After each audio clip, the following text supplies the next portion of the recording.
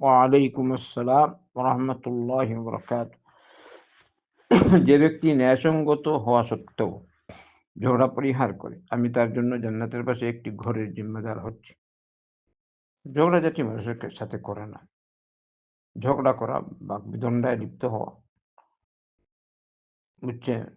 এটা তো স্পষ্ট হাদিস। যে সে যদি দেখে ও কিছু বলেছে, তবুও আপনি তার প্রতিবাদ না করেন। এখানে এইটা। আর যদি ওকে ক্ষমা করে দেন, বাস ওদিকে আর ভ্রুক্ষেপ করেন না। এই হলো তার ফজিলা। আপনি চাইলে ওর থেকে প্রতিশোধ নিতে পারতেন, কিন্তু এটা নিচ্ছেন না। যেভাবে আবু বকর সিদ্দিক রাদিয়াল্লাহু আনহুর ক্ষেত্রে মুসনাদে আহমদের রিওয়ায়াত আছে, আল্লাহ রাসূল সাল্লাল্লাহু আলাইহি ওয়াসাল্লাম মজলিসে বসা ছিলেন আবু বকর সিদ্দিক রাদিয়াল্লাহু আনহু, আর আরেকজন লোকের সাথে কথা কাটাকাটি হচ্ছে। তো ওই লোকটি আবু বকর সিদ্দিক রাদিয়াল্লাহু আনহুকে কিছু বলছে, যেটা সঠিক নয়। আবু বকর সিদ্দিক রাদিয়াল্লাহু আনহু ওর জবাব দিচ্ছিলেন না। তো নবী করিম সাল্লাল্লাহু আলাইহি ওয়াসাল্লাম মুস্কি হাসি দিচ্ছিলেন। পরবর্তীতে আবু বকর সিদ্দিক রাদিয়াল্লাহু আনহু তার কথার জবাব দিলেন। যখন জবাব দিলেন, তো আল্লাহ রাসূল সাল্লাল্লাহু আলাইহি ওয়াসাল্লাম ওখান থেকে উঠে গেলেন। তো আবু বকর সিদ্দিক রাদিয়াল্লাহু আনহু আল্লাহ রাসূল সাল্লাল্লাহু আলাইহি ওয়াসাল্লামকে বললেন, ইয়া রাসূলাল্লাহ, এতক্ষণ সে আমাকে এরকম, এরকম বলছিল।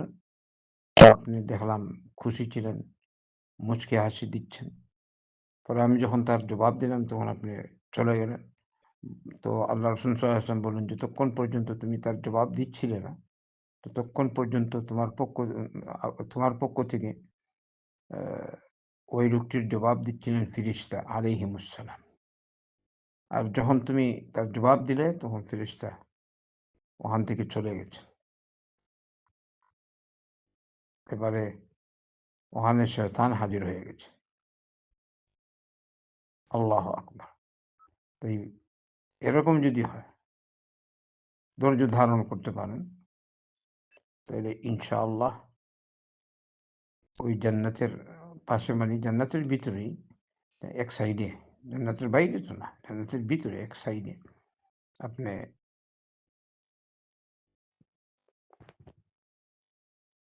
একটি ঘর, যেভাবে হাদিসে এসছে এভাবে পাবেন। জান্নাতি ঘর, জান্নাতি প্রাসাদ। সুবহানাল্লাহ। ওয়াল্লাহু আ'লাম। কিন্তু তার মানে কি আপনি আপনার হক ছেড়ে দিবেন? তো কেউ যদি ছেড়ে দেয়, যেমন আপনার আছে কোনো হক, ওইটা ছাড়বেন না। কারণ এখানে ২ টা জিনিস। একজনকে ক্ষমা করে দেওয়া স্বাভাবিক কথা কাটা, আরেকটা হলো আমার হক ছেড়ে দেয়া। তো এই অবস্থায়, অথবা ২ অবস্থায় দেখবেন, যদি আপনি বুঝেন একে, যদি এর থেকে আমার হক না নেই, তাহলে ও মানে আরো সাহস পাবে। আরো ২ জন অন্যদের সাথেও সে এরকম করবে। তাহলে ওকে ক্ষমা করতে নেই। ওর থেকে আপনার হক নেয়ার আপনি চেষ্টা করবেন। আল্লাহ পাক বলেছেন, ফামান আফা ওয়া আসলাহা ফাআজরুহু আলা আল্লাহ। যে মাফ করে আর ইসলাহ করে। ইসলাহ মানে কি? সংশোধন করে।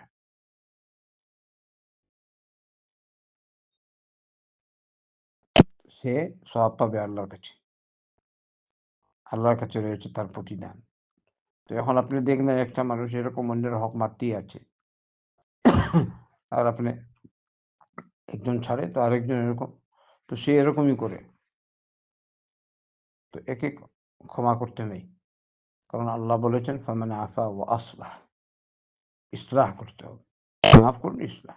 যে ইসলাহ নেই, দেখেন মানুষের উপরে বারবার জুলুম, তো ওর থেকে প্রতিশোধ নেওয়া উচিত। আল্লাহু আ'লাম। এটা হলো আমাদের শেখ সাহেবের মত।